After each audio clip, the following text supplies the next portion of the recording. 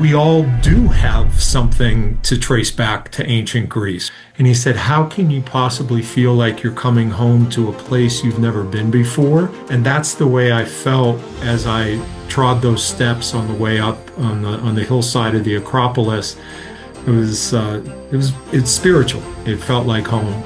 I ran my first marathon, the original from Marathon to Athens, Greece in 2000. Fits in perfectly with kind of the Greek ideal of mind, body, and spirit. And having just experienced that feeling of, leaving Marathon and the sacredness of the battlefield there to then run into modern Athens. And so I think that notion of cycles and kyklos fits perfectly with Campbell's hero journey. The entire purpose of life is to prove yourself by overcoming those difficulties.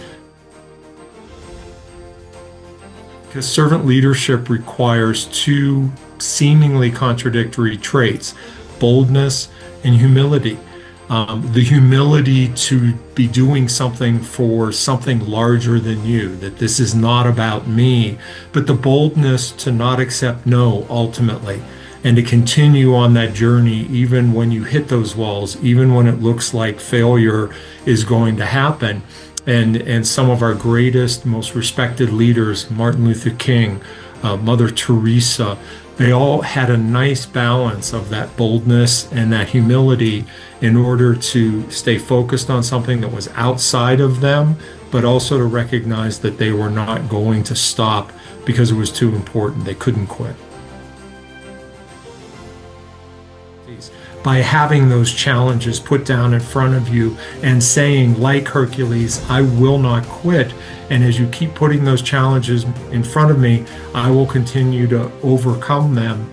And it is the challenge that makes life worth living.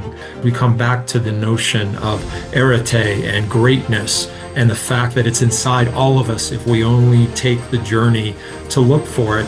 And I think that's part of the spirit of Kyklos, that it is your journey to complete. But at the end of the day, it's your path, your race, and as you cross the finish line, you enjoy your victory, but you also recognize that the race is not done.